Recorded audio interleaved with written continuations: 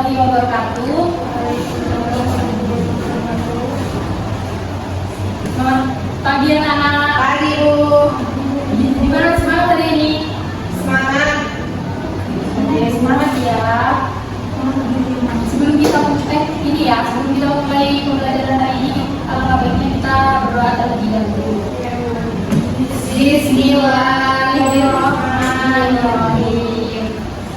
Oke. Siapa yang tidak hadir hari ini? Hadir semua Bu. Hadir semua ya. Oke.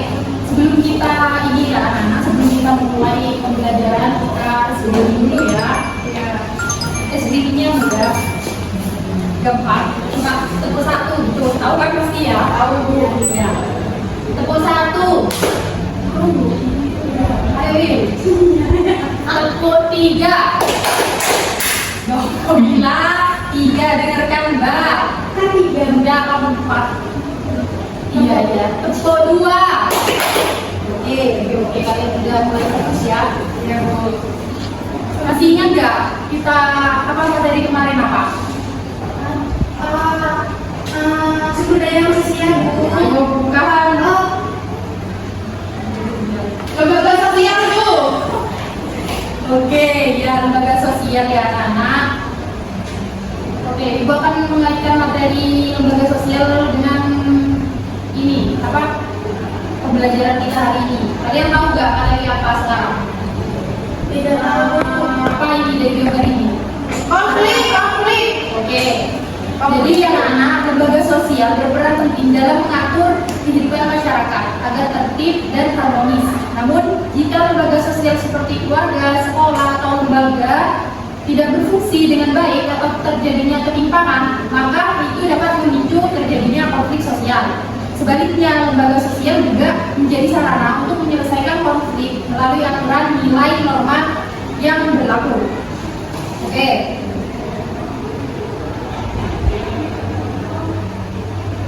Nah, ini materi kita hari ini, konflik dalam kehidupan sosial.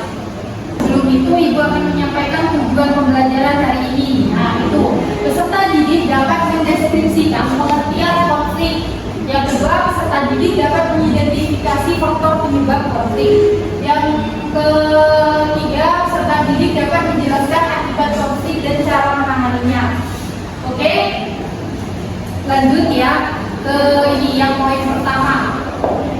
Ada pengertian konflik sosial. Itu di PPT, konflik sosial adalah pertentangan antara individu atau kelompok akibat perbedaan kepentingan, nilai atau tujuan yang dapat menyebabkan perselisihan dalam masyarakat.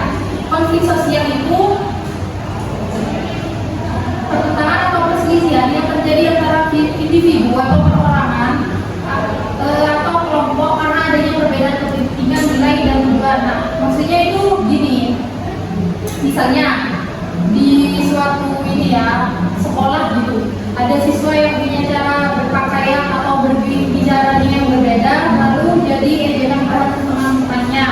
Kalau ejekan itu terus berlanjut, itu akan menyebabkan terjadinya konflik.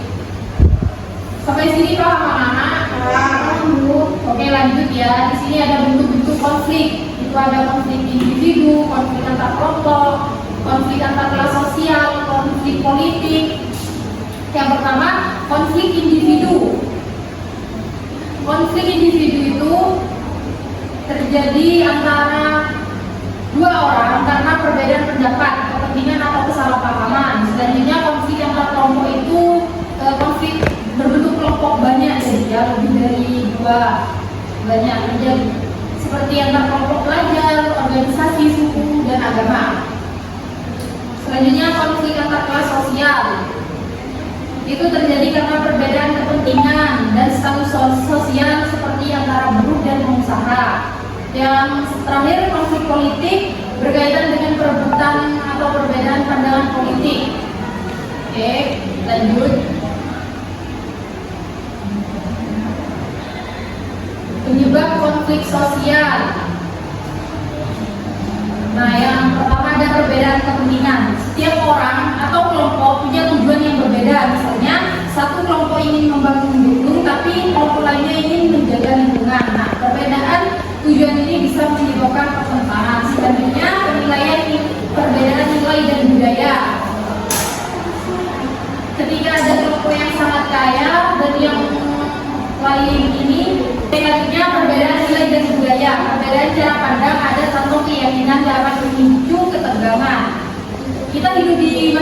masyarakat yang sangat beragam ini, setiap daerah punya adat, kebiasaan, dan pandangan hidup sendiri.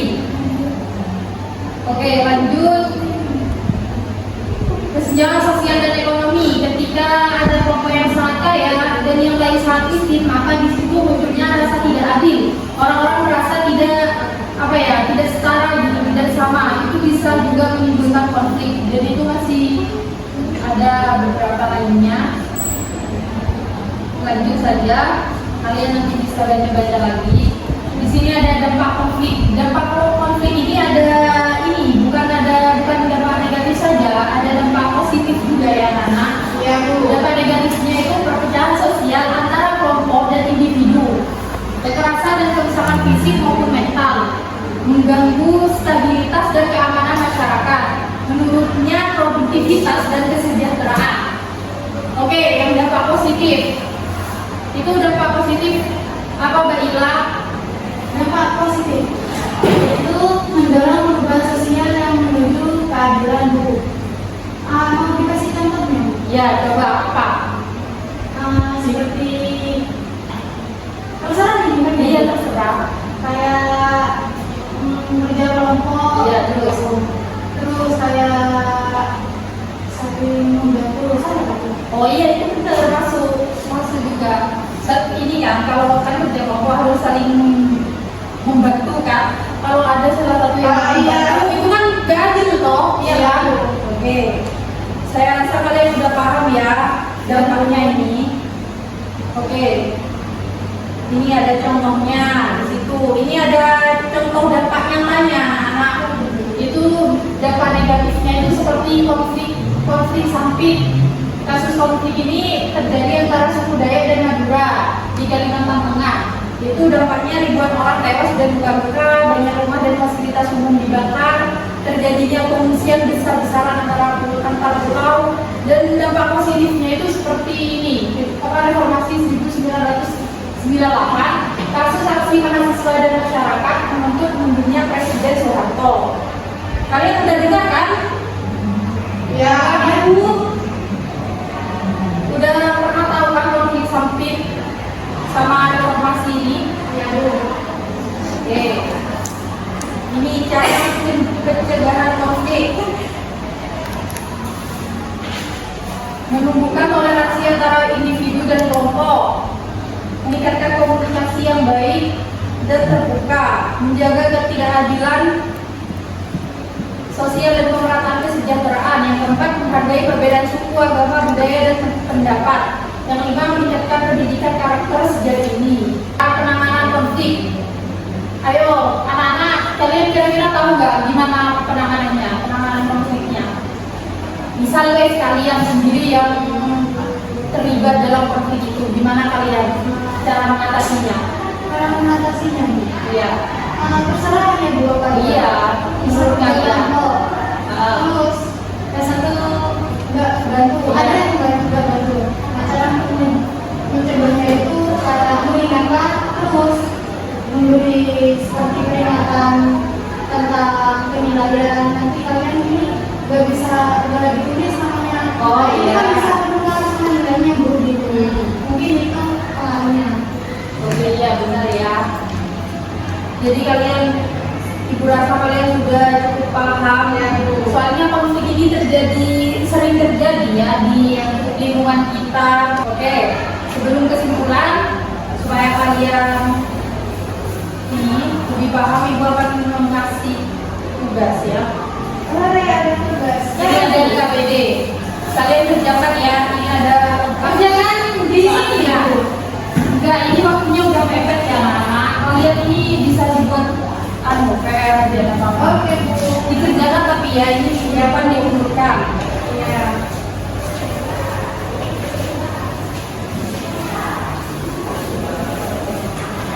Oke, jadi kita lanjut kesimpulan ya. Ayo, siapa yang mau menyampaikan? Oke, ini ada kesimpulannya, coba dibaca. Konflik sosial adalah bagian dari kehidupan masyarakat yang muncul akibat perbedaan kepentingan, nilai budaya atau kesenian sosial. Konflik bisa berdampak negatif seperti perpecahan dan kekerasan, namun juga bisa